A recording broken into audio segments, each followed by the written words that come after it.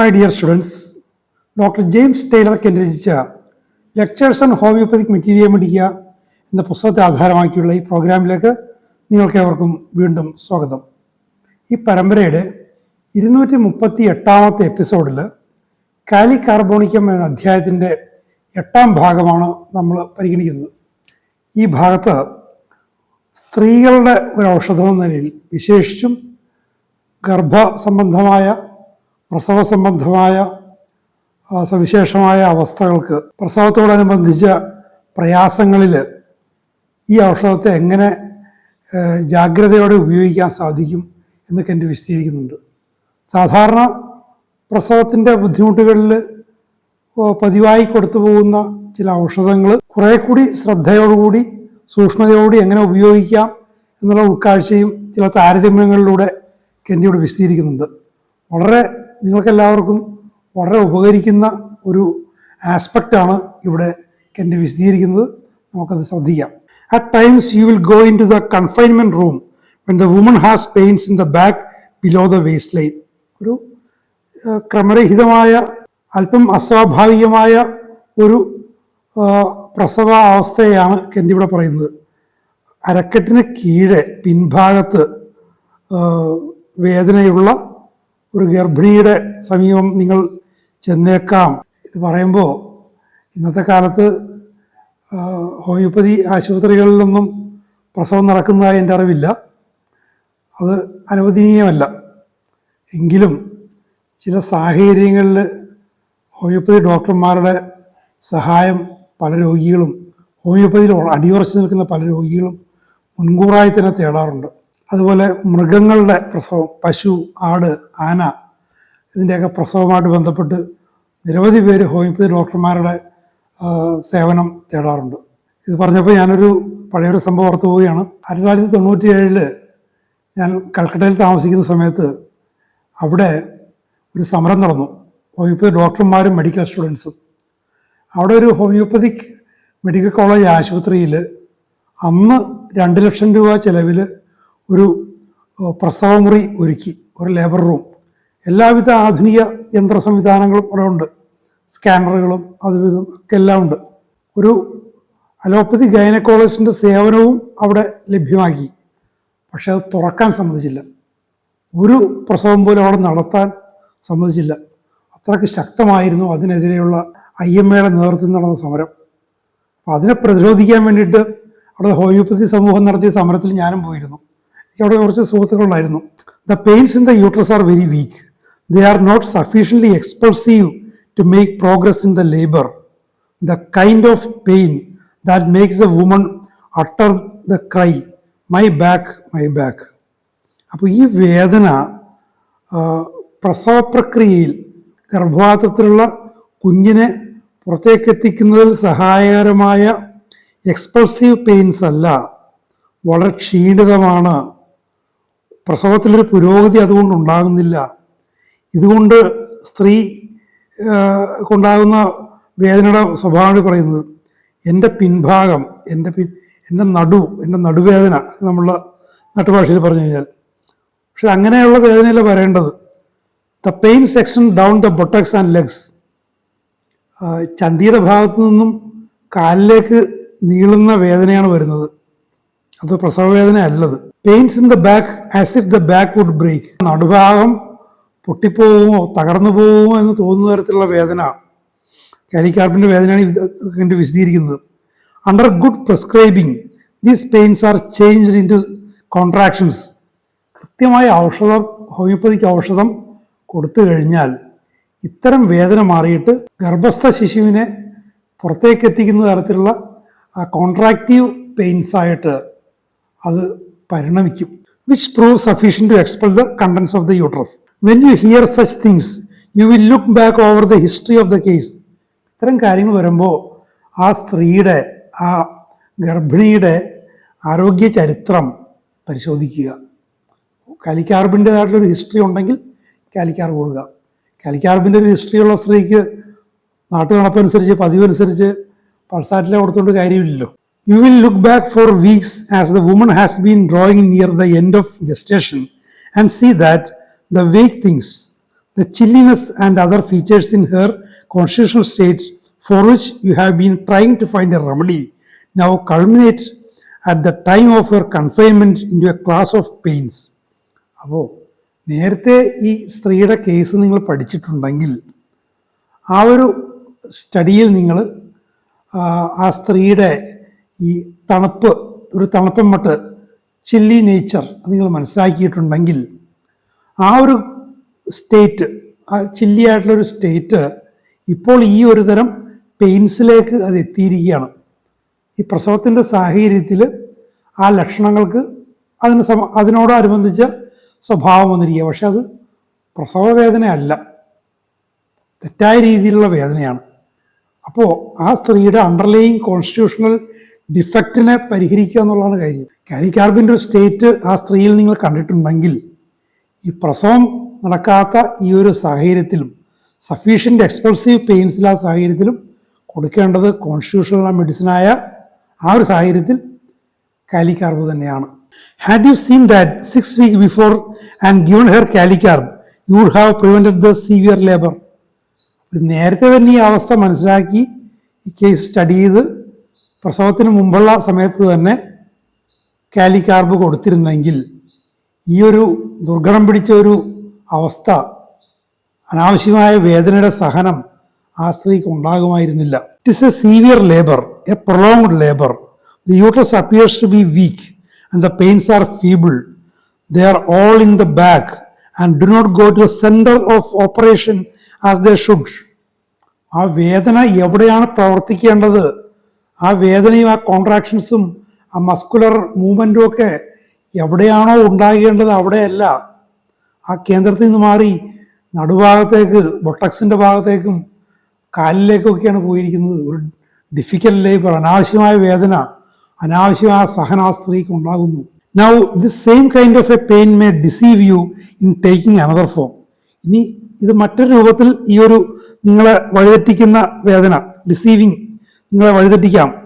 The pains begin in the back and appear to go to uterus and then run up to back, which would turn you aside entirely from kali carb pain into a pain that would indicate gelsemium. ഇനി മറ്റൊരു തരം വേദന പിൻഭാഗത്ത് തുടങ്ങി ഗർഭപാത്രത്തിൻ്റെ ഭാഗത്തേക്ക് നീങ്ങുന്നു, പിന്നെ വീണ്ടും പിൻഭാഗത്തേക്ക് പോകുന്നു. അങ്ങനെ ഒന്നുള്ളത്, അങ്ങനെ ഒരു വേദന വരുന്നത് നിങ്ങളെ കാലിക്കാർബിൽ നിന്നും ശ്രദ്ധ തിരിച്ച് ജൽസേമിയത്തെ ഇൻഡിക്കേറ്റ് ചെയ്യുന്നതാകാം. Sometimes these pains are so severe that they actually seems to prevent rather than encourage the contractions of the uterus. ഇത്തരം വേദനകൾ ചില സമയം യൂട്രസിൻ്റെ ആ ഒരു ചുരുങ്ങലിനെ, പ്രസവം നടക്കുന്ന സഹായമായ ചുരുങ്ങലിനെ തടയുന്ന തരത്തിൽ പോലും ഇങ്ങനത്തെ വേദനയാകാം. When the contractions of the uterus cease and the woman screams out and wants her hips rubbed and screams out with pain in each side of the abdomen rather than the center, pains in the region where the broad ligaments ought to be, actia racemosa will make the pains regular. ഇനി മറ്റൊരു തരം വേദന, യൂട്രസിൻ്റെ ഗർഭപാത്രത്തിൻ്റെ ചുരുങ്ങലുകളെ പ്രോത്സാഹിപ്പിക്കുന്ന തരം വേദനയല്ല, അതിന് പകരം ആ സ്ത്രീ കരഞ്ഞു വിളി തൻ്റെ ഹിപ്സ് അവിടെ തടവിത്തരണം, അവിടെ ഒഴിഞ്ഞു തരണം എന്ന് പറഞ്ഞുകൊണ്ട് ആ സ്ത്രീ കരയുന്ന തരത്തിൽ ഈ അടിവയറിൻ്റെ വശങ്ങളിലുള്ള വേദന, കേന്ദ്രത്തിൽ അടിവയറിൻ്റെ നടുഭാഗം, ഗർഭപാത്രത്തിൻ്റെ ഭാഗമല്ല, വശങ്ങളിൽ വരുന്ന വേദന, പ്രസവത്തെ സഹായിക്കാത്ത തരം വേദന, അങ്ങനെ വരുന്ന വശങ്ങളിൽ വരുന്ന ആ ഒരു വേദന അവിടെ തടവിത്തരണമെന്ന് പറഞ്ഞ് വല്ലാതെ സ്ത്രീ കരഞ്ഞു വിളിക്കുന്ന വേദനയിൽ actaea racemosa will make the pains regular. അവിടെ ആക്റ്റിയ റെസിമോസയാണ് ആ വേദനകളെ ശരിയായ വേദനയായിട്ട് മാറ്റുന്നത്. ഇനി പൾസാറ്റിലയുടെ സാഹചര്യം പറയാൻ, pulsatilla is the medicine for absence of marked contraction in cases incline to do nothing. ഒന്നും ചെയ്യാതെ ശരിയായൊരു വേദന ഇല്ലാത്തൊരവസ്ഥ വരുന്നു. കോൺട്രാക്ഷൻ, ഗർഭപാത്രത്തിൻ്റെ ചുരുങ്ങൽ, ആ ഭാഗത്തെ പേശികളുടെയൊക്കെ ചുരുങ്ങൽ നടക്കുന്നില്ല, ഒരു ഇനാക്ഷൻ വരുന്നു. അങ്ങനെ വരുന്നൊരു ഇനാക്റ്റീവ് കണ്ടീഷനിലാണ് പൾസാറ്റില കൊടുക്കുന്നത്. And when the os is sufficiently dilated and the parts relaxed and the production is an easy and simple labour but the patient does not do anything. ഉണ്ടോ, ഒന്നും നടക്കുന്നില്ല, കോൺട്രാക്ഷൻ നടക്കുന്നില്ല, ഇനാക്റ്റീവായിട്ടുള്ളൊരു കണ്ടീഷനാണ്. ഈ ഗർഭാശയ മുഖം വേണ്ടത്ര ഡൈലേറ്റ് ചെയ്തു, റിലാക്സ്ഡായി, വളരെ ലളിതമായൊരു പ്രസവം നടക്കും എന്നൊക്കെ പറഞ്ഞ സാഹചര്യത്തിൽ പോലും ഒരു ഇനാക്ടിവിറ്റി നടക്കുന്നു. ഇതാണ് സാധാരണ സംഭവിച്ചു കാണുന്നത്. ആ ഒരു സാഹചര്യത്തിൽ പൾസാറ്റിലെ ഈസ് ദ മെഡിസിൻ. ശ്രദ്ധേയമായ വേദനയില്ല. It is a state of mildness of or inactivity. ഒരു മൈൽഡായിട്ടൊരു പ്രകൃതം, ഇനാക്ടിവിറ്റി, ഒരു പ്രവർത്തനമില്ല. ഞാൻ പൾസാറ്റിൽ വെച്ചാൽ ഒരു മൈൽഡ്, അതിൻ്റെ സ്വഭാവം. ആ ഒരു അവസ്ഥയിൽ സ്ത്രീ വളരെ മൈൽഡായിരിക്കുന്നു. വളരെ അഗ്രസീവാകേണ്ട ഒരു അവസ്ഥയിൽ വളരെ മൈൽഡായിരിക്കുന്നു. പക്ഷേ ഗർഭാശയ മുഖമൊക്കെ വികസിച്ചിട്ടുണ്ട്, പ്രസവം എളുപ്പം നടക്കുമെന്ന് നേരത്തെ ഗൈനക്കോളജിസ്റ്റ് പറയുകയും ചെയ്തു. പക്ഷെ നടക്കുന്നില്ല. ഒരു മൈൽഡായ ഇനാക്റ്റീവ് അവസ്ഥ, ആ അവസ്ഥയിൽ പൾസാറ്റിൽ സഹായിക്കും. Pulsatilla will very often cause in 5 minutes a very strong contraction of the uterus. 5 മിനിറ്റിനകം ശക്തമായൊരു കോൺട്രാക്ഷൻ, ചുരുങ്ങൽ ഗർഭാശയത്തിൽ ഗർഭാധാനം നടത്തും. Sometimes almost in a painless way. ചിലപ്പോൾ മിക്കവാറും വേദനയില്ലാത്ത ഒരു തരത്തിൽ. നിങ്ങൾ ശ്രദ്ധിക്കുക, വേദനയില്ലാത്ത പ്രസവത്തെക്കുറിച്ച് ഒരുപക്ഷെ നിങ്ങൾ കേട്ട് കാണും. പക്ഷേ മനുഷ്യൻ്റെ സ്വാഭാവിക പ്രസവം അത്ര വേദനയുള്ളതൊന്നും അല്ല എന്നാണ് ഞാൻ നടത്തിയ ചില അന്വേഷണങ്ങളിൽ നിന്ന് മനസ്സിലാക്കിയിട്ടുള്ളത്. ഈ പ്രസവ വേദന എന്നുള്ള വിഷയം നേരത്തെ തന്നെ എൻ്റെ ശ്രദ്ധയിൽപ്പെട്ടിട്ടുള്ളതാണ്. പക്ഷേ പല മൃഗങ്ങളുടെയും മറ്റ് ജന്തുജാലങ്ങളുടെയും പ്രസവം അത്രയ്ക്ക് വേദനാജനകമല്ല. 1993 ഞാൻ പത്രപ്രവർത്തന വിദ്യാർത്ഥിയായിരിക്കുന്ന സമയത്ത് എറണാകുളത്ത് ഞാൻ ഒരു അസൈൻമെൻറ്റ് ചെയ്യുകയായിരുന്നു. എൻ്റെ അസൈൻമെൻറ്റ് എന്ന് വെച്ചാൽ എറണാകുളം നഗരത്തിലും പരിസരങ്ങളിലുമൊക്കെ അലഞ്ഞു നടക്കുന്ന നാടോടികളുടെ ഒരു ജീവിതവും എങ്ങനെ അവർ നാടോടികളായി.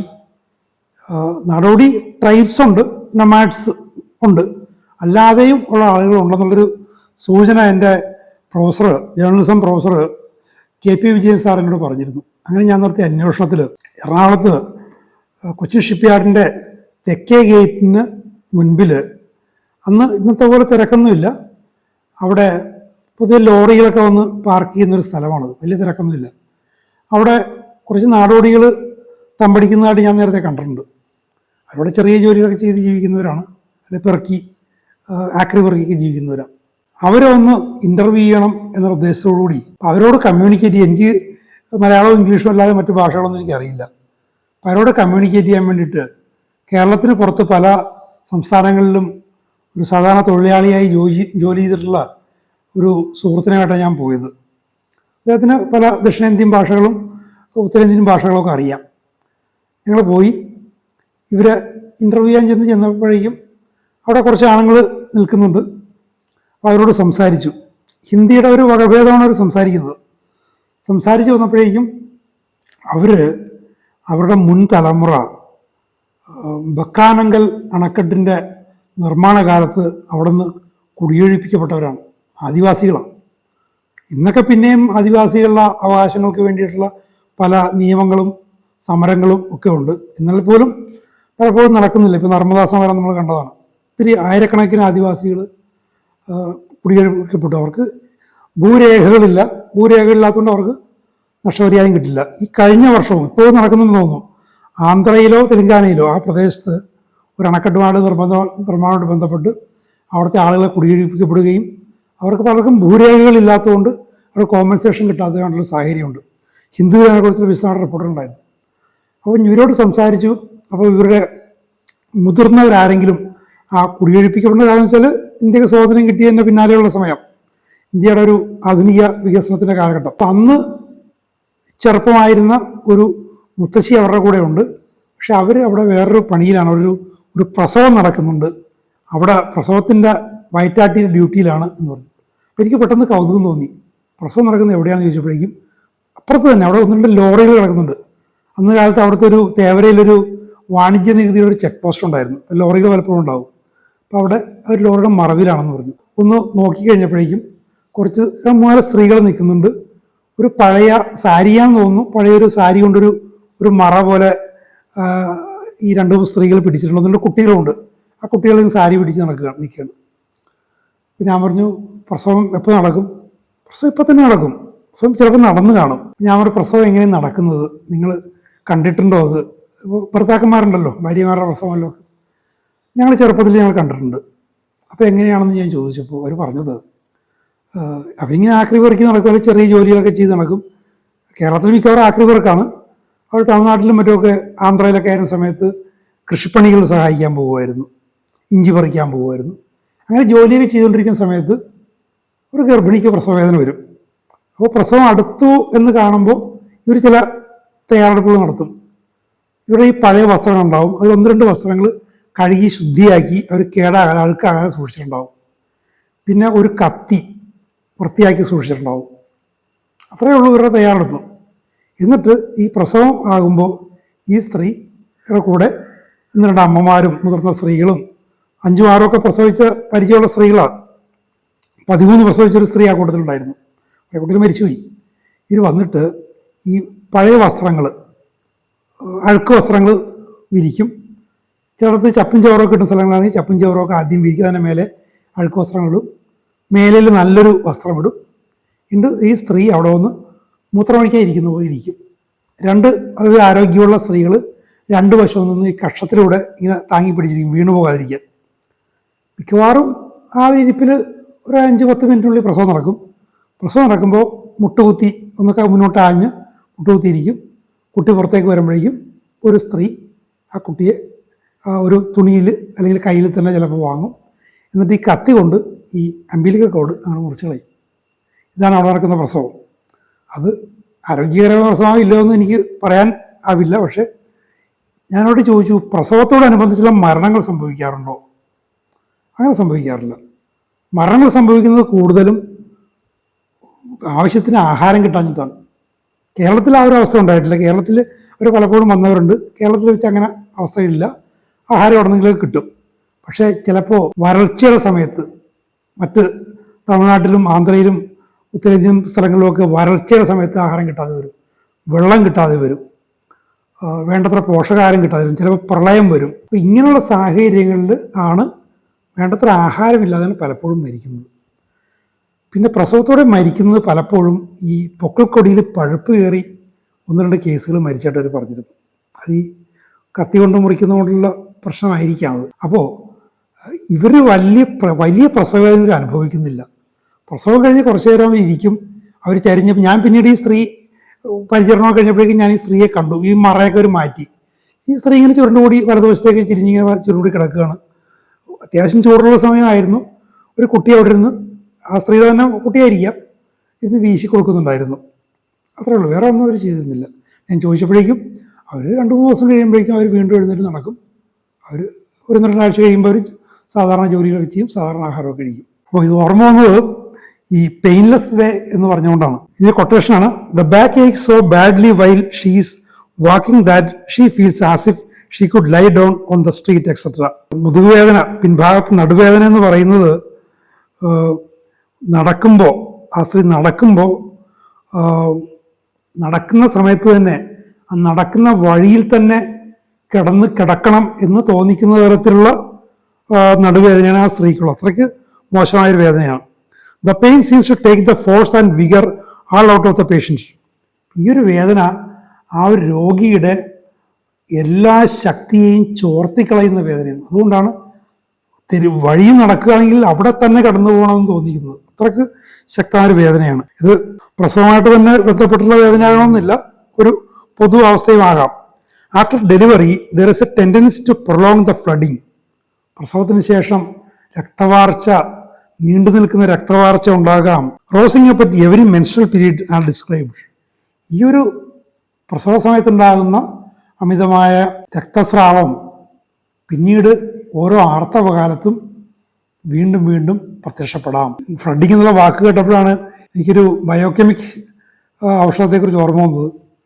ഷൂസ്ലറുടെ 12 ടിഷ്യൂ റെമഡീസ് എന്നുള്ള പുസ്തകത്തിൽ കൽക്കേറിയ ഫ്ലൂർ എന്നുള്ള അധ്യായം നിങ്ങൾ വായിച്ചു നോക്കണം.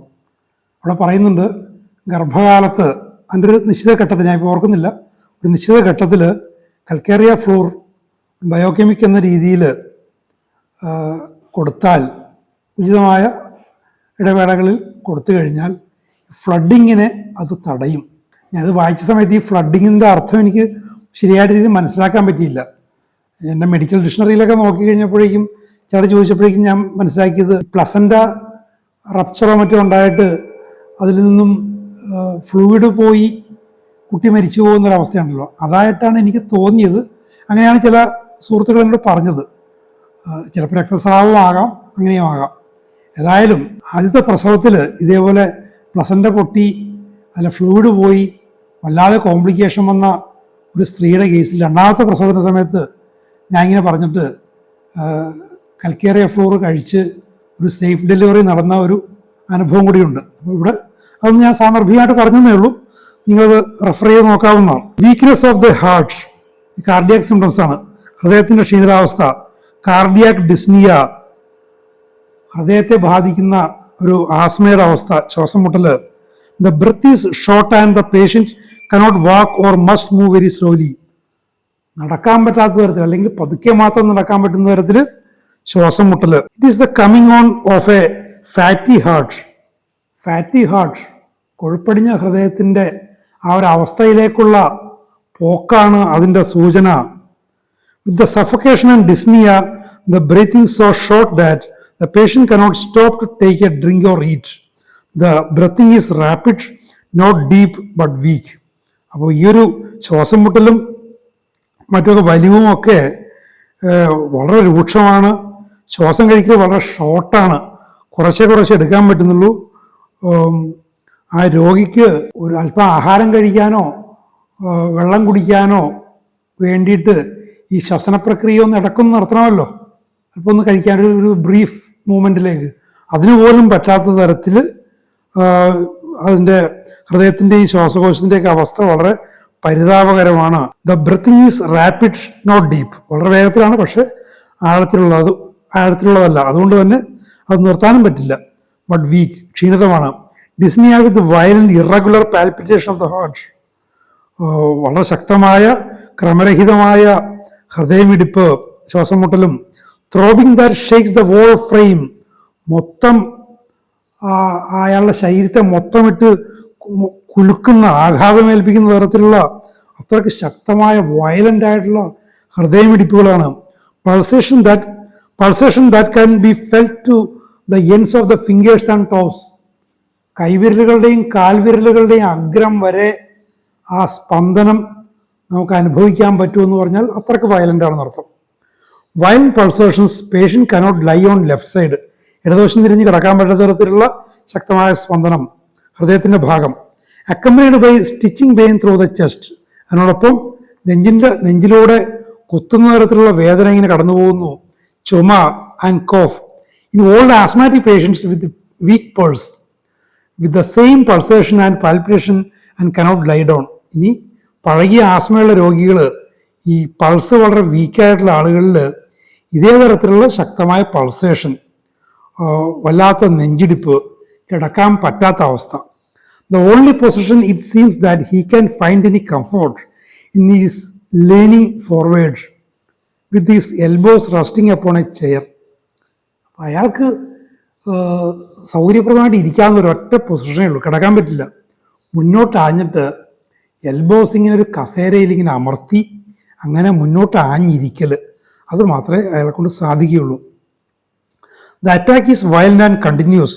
ശക്തമാണ്, അത് തുടർച്ചയായിട്ട് നിലനിൽക്കുന്നു. Especially worse from 3 to 5 AM കാലിക്കാർബിൻ്റെ സമയം പുലർച്ചെ 3 മുതൽ 5 വരെ ശക്തമാകുന്നു. And worse from lying bed, കിടക്കാൻ നേരത്തും രൂക്ഷമാകുന്നു. ഈ aroused at 3 o'clock in the morning with these asthmatic attacks. ഈ 3 മണിയാകുമ്പോൾ ഈ ആസ്മയുടെ പ്രശ്നങ്ങളായിട്ട് ഈ രോഗി എഴുന്നേൽക്കും. Asthmatic dyspnoea, when the state is that of humid asthma. Humid ആസ്മയാണ് മഴക്കാലത്തും മറ്റുമൊക്കെ ഉണ്ടാകുന്ന ആസ്മ. Or filling up of the chest with mucus, നെഞ്ചിൽ കഫം നിറയുന്നു. Coarse rattling in the chest, കഫം നിറഞ്ഞിട്ട് വല്ലാത്ത റാറ്റ്ലിങ്, ലൗഡ് റാറ്റ്ലിംഗ് ബ്രീത്തിങ്, ശ്വസിക്കുമ്പോഴൊക്കെ ഈ ഒരു കഫത്തിൻ്റെ ആ ഒരു ക്രൂര ശബ്ദം. In patients who always have rattling in the chest, rattling cough, stuffy breathing with every rainy spell or misty spell or in cold, foggy weather, the condition becomes that of a humid asthma. അപ്പോൾ ഈ rattling cough, ചുമക്കാൻ നേരത്ത് ശ്വാസം കഴിക്കുമ്പോഴൊക്കെ ഈ കുറുകുറായ ശബ്ദം, Staffy breathing, അങ്ങനെ നിറഞ്ഞിരിക്കുന്ന പോലെ free ആയിട്ടുള്ളൊരു ശ്വസനം നടക്കുന്നില്ല. ഓരോ മഴക്കാലത്തും ഓരോ മഞ്ഞുകാലത്തും തണുപ്പിൽ മഞ്ഞുമൂടിയ കാലാവസ്ഥയിൽ ഒക്കെ ഈ ഒരു ഹ്യൂമിഡ് ആസ്മ വരുന്നു. ആസ്മാറ്റിക് ബ്രീത്തിങ്, ഒരു ആസ്മ രോഗിയുടെ ശ്വസനം with much weakness in the chest, നെഞ്ചായ ക്ഷീണിതമായിരിക്കുന്നു. Worse from 3 to 5 AM in the morning, പുലർച്ചെ 3 മുതൽ 5 വരെ മോശമായ അവസ്ഥ. ഇതാണ് കാലി കാർബിൻ്റെ ഒരു ആസ്മയുടെയും ഹൃദയ സംബന്ധമായ പ്രശ്നങ്ങളുടെയും ഒരു അവസ്ഥ. The patient is pale, sickly and anaemic, വിളറി, രക്തക്കുറവ് ഉള്ള രോഗിയെപ്പോലെ ഇരിക്കുന്ന ഒരു രോഗി, കണ്ടാൽ തന്നെ രോഗിയാണെന്ന് തോന്നുന്ന ഒരു അവസ്ഥ. And complains of stitching pains in the chest, നെഞ്ചിൽ കുത്തുന്ന വേദന എപ്പോഴും അത് പറഞ്ഞുകൊണ്ടിരിക്കുന്ന ഒരു സാഹചര്യം. ഇതാണ് കാലി കാർബിൻ്റെ ഗർഭാശയ സംബന്ധവും ശ്വാസകോശ സംബന്ധവും ഹൃദയ സംബന്ധമായിട്ടുള്ള അവസ്ഥ. അപ്പോൾ സ്ത്രീകൾക്ക് എത്രമാത്രം ഉപകരിക്കുന്ന, പ്രസവ സമയത്തൊക്കെ എത്രമാത്രം ഉപകരിക്കുന്ന ഒരു ഔഷധമാണെന്ന് മനസ്സിലാക്കി അത് ശ്രദ്ധാപൂർവം, പ്രസവ സംബന്ധമായ എല്ലാ പ്രശ്നങ്ങൾക്കും 1-2 ഔഷധങ്ങൾ മാത്രം കൊടുത്താൽ പോരാ എന്നും പല സാഹചര്യങ്ങളിലും ആ സ്ത്രീയുടെ കോൺസ്റ്റിറ്റ്യൂഷൻ മനസ്സിലാക്കി കൊടുക്കേണ്ടതാണ് എന്നുള്ള ഒരു വലിയൊരു പാഠമാണ് കെൻ്റ് ഇവിടെ നിങ്ങൾക്ക് തരുന്നത്.